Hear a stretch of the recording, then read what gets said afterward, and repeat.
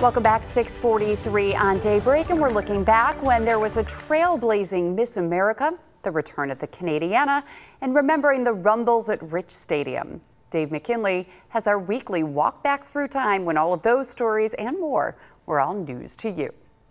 10 years ago this week when Apple introduced the iPhone 6, attracting lines out the door at the Walden Galleria.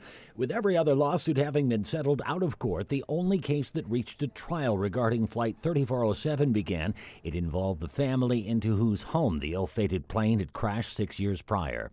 Numbers from the Census Bureau revealed the poverty rate in Buffalo is 2 times the national average.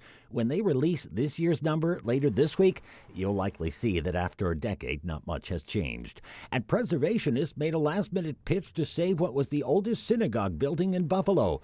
But all you need to do is visit that site on Jefferson near William today to see they were unsuccessful.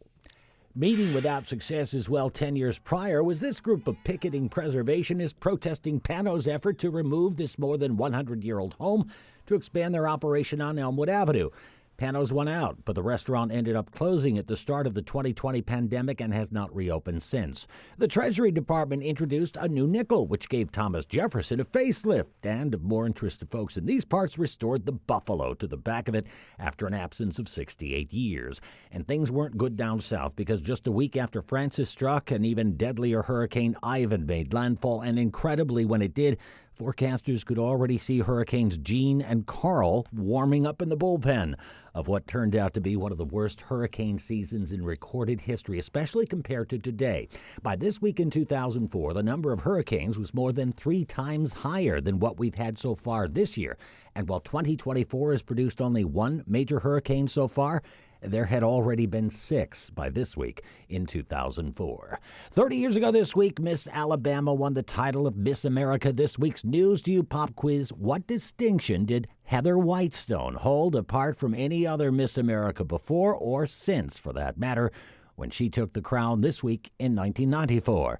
Remember, this was back when Benderson Development plunked down $4 million at a foreclosure auction to buy the moribund Thruway Mall, which had actually started out as a shopping plaza before it was covered and converted into an indoor mall in the 1970s. Benderson then tore it down and put a plaza back up at the site, the one you are familiar with today, at the corner of Walden and Harlem in Cheektowaga.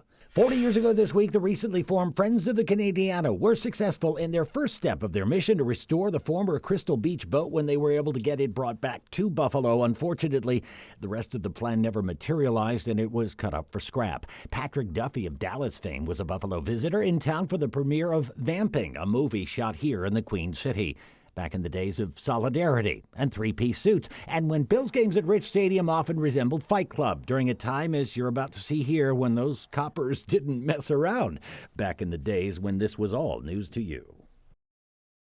And that was Dave McKinley, and here is this week's answer to the News to You pop quiz. When Heather Whitestone was crowned Miss America 30 years ago this week, she held the distinction of being the first deaf Miss America.